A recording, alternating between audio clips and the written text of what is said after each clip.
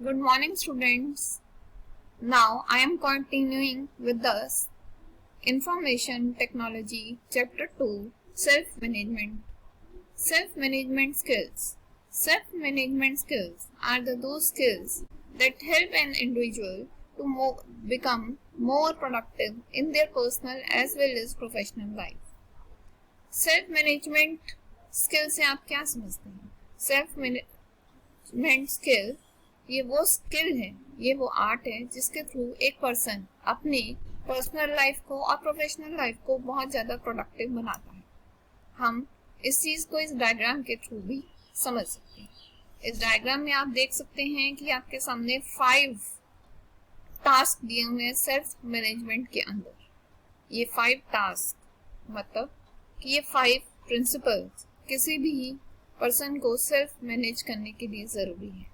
जब कोई भी पर्सन अपने आप को सेल्फ मैनेज करता है तो उसको ये 5 चीज़ें, 5 एलिमेंट्स में प्रोफिशिएंट क्या कह सकते हैं कि बहुत ज़्यादा अच्छा होना ज़रूरी है। तो सबसे पहले इसमें क्या है? Stress management. कोई भी इंसान अगर अपने स्ट्रेस क्या होता है?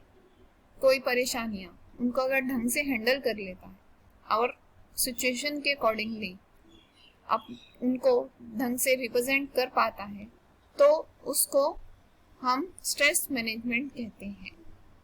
Next we have time management.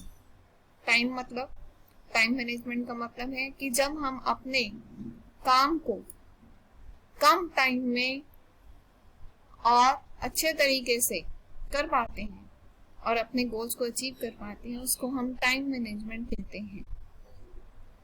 इसके अंदर हम अपने गोल्स और ऑब्जेक्टिव्स को अचीव करते हैं और इसके अंदर हम ये डिफाइन करते हैं कि हमें दिया गया काम अपने टाइम पे हो पाया है कि नहीं। बीइंग अ स्टूडेंट आप सबको भी यही कहा जाता है कि आप अपने टाइम को मैनेज करना सीखिए और इसीलिए स्कूल में एक टाइम टेबल बनाया जाता है ताकि आपको और सभी टीचर्स को पता चले कि उन्हें किस समय क्या पढ़ाना है और बच्चों को पता चले कि किस समय क्या पढ़ना है, जिससे वो पूरे सब्जेक्ट्स को, पूरे चीज़ों को पढ़ सकें। Next we have decision making मतलब कि हम अपना डिसीजन अपनी नॉलेज को यूज़ करते हुए, अपने इंफॉर्मेशन को यूज़ करते हुए और सिचुएशन को स्टडी करते हुए अच्छे से ले सकें। तो ये हमारी एक क्वालिटी होती है कि अगर एक पर्सन सही टाइम पे एक कॉन्फिडेंस के साथ अपने सही डिसीजन ले सकता है तो उसको हम कहते हैं कि he is a very confident person, he is very good decision maker. Self management skill के अंदर decision making is a process of making decision between 2 or more things and action. It requires knowledge and information to analyze the situation, to identify all the options and possibilities to achieve a goal. It refers to the quality of an individual that enables to be confident about his decision. And next we have organizing skills. It is the combination of planning, prioritizing, motivation and time management. It helps an individual to develop a timetable, arrange the tasks, improve efficiency, set priorities, and you can say it is a arrangement of the work, process, authority, resources. तो organising skills क्या है? Organise का मतलब कि जब हम अपने चीज़ों को, कोई भी चीज़ हो उसको ठीक तरीके से अरेंज कर पाते हैं। जैसे अगर आपको कोई टास्क मिला है तो अगर आप उस टास्क को बेटर वे में रिप्रेजेंट कर पाते हैं तो उसको हम कहते हैं ऑर्गेनाइजिंग स्किल, जिसके अंदर आप अपने काम को डिवाइड कर लेते हैं कि आपको किस समय क्या काम करना है और इसी चीज़ को प्रायोरिटी भी कहते हैं। कि अगर आपको पता है कि कल आपको अपना होमवर्क देना है और 2 दिन बाद भी दूसरा कोई होमवर्क देना है तो सबसे पहले आप नेक्स्ट जो कल देना है टुमारो वाला काम पहले करेंगे और उसके बाद नेक्स्ट 2 डेज वाला करेंगे। तो इस चीज़ को कहते हैं organising skills. Then physical awareness, ये क्या होता है कि हम अपनी फिजिकल एक्टिविटी को कैसे, फिजिकली हेल्थ को कैसे इम्प्रूव करते हैं और पावर ऑफ बॉडी और माइंड को कैसे यूज़ करते हैं। तो इस अवेयरनेस के अंदर कह सकते हैं कि हम अपनी फिजिकली अपने आप को कैसे डिफरेंट चैलेंजेस में, डिफिकल्ट सिचुएशन में कैसे अपनी कॉन्शियसनेस से रिप्रेजेंट करते हैं, वो चीज कंसीडर होती है। Now again we have self confidence. Confidence क्या है? Confidence is not being proud of yourself. अपने आप में घमंड करना नहीं है। It is about believing in yourself. ये एक विश्वास है जो हमें अपने आप में होना चाहिए। और सेल्फ कॉन्फिडेंस एक बिलीफ है, हमारी एबिलिटी है, हमारी पोटेंशियल है और हमारी स्ट्रेंथ है। इसके अंदर हम अपनी अंदर की एबिलिटी को, अपने अंदर की ताकत को, अपने अंदर के अच्छे पॉइंट्स को पहचानते हैं और हम सेल्फ कॉन्फिडेंस होकर उसको आगे अपने गोल्स को अचीव करने के लिए प्रेजेंट करते हैं। सेल्फ कॉन्फिडेंट पर्सन हमेशा अपने डिसीजंस के लिए, अपने एबिलिटी के लिए श्योर होता है और वो कभी भी किसी भी चैलेंज को लेने के लिए हेजिटेट नहीं करता और वो हमेशा नई नई चीज़ों को ट्राई करता है और हमेशा अपने फ्यूचर को पॉजिटिवली देखता है। Then positive factors of self confidence.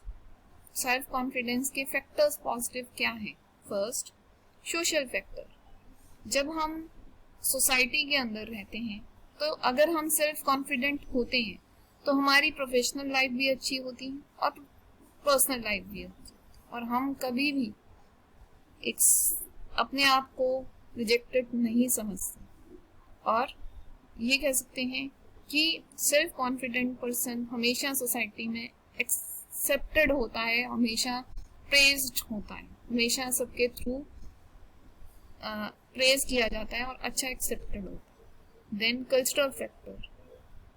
किसी में भी कॉन्फिडेंस उसके कल्चर से डेवलप होता है, उसकी अपनी रिस्पेक्ट से डेवलप होता है। तो रिस्पेक्ट, वैल्यूज जो वो सबके सामने अपने कल्चर को शो करता है। जैसे आपका बिहेवियर किसी के सामने आपकी कल्चर को शो करता है। हम कहते हैं कि कितना अच्छा बच्चा है जो सबको विश करता है और ये आपका कल्चर सिखाता है। देन फिजिकल मतलब फिजिकली हेल्थ, आपकी पर्सनालिटी, कैसा आप दिखते हैं।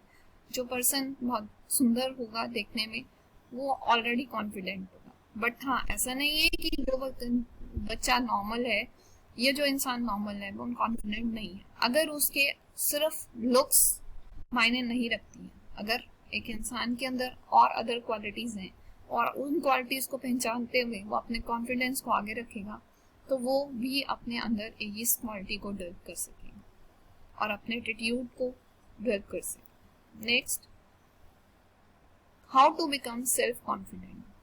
आपको सेल्फ कॉन्फिडेंट बनने के लिए क्या तरीके यूज करने हैं? First, negative thinking. Negative thinking को अवॉइड करना, मतलब कि अगर हम कई बार कुछ भी गलत सोच लेते हैं कि अगर मेरे को मैम ने परहेज नहीं किया दैट मीन्स मैं अच्छा नहीं कर रहा। नहीं, ऐसा नहीं सोचना।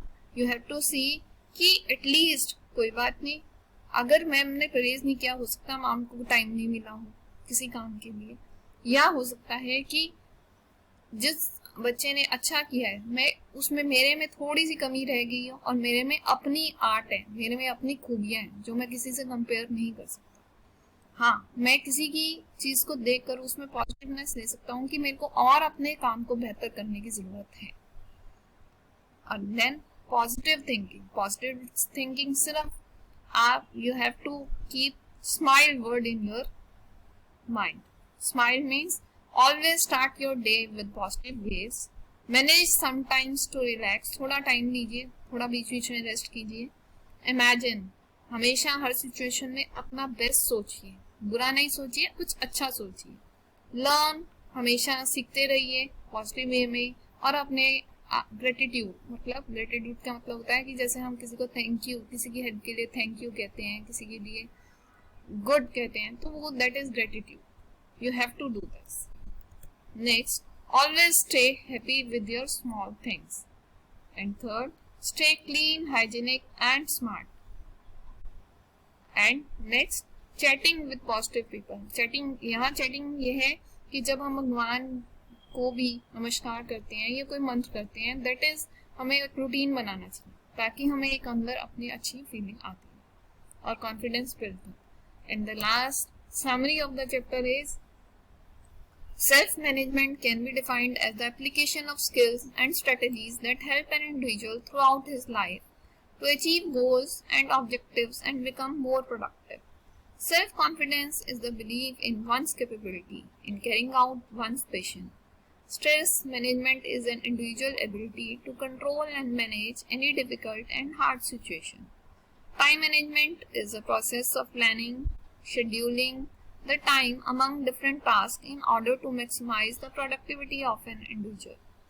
Positive thinking can be defined as the positive attitude and manage any difficult and hard situation. Goodbye, have a nice day, do well. Read your lesson carefully, do the assignments neatly in your notebooks. Goodbye.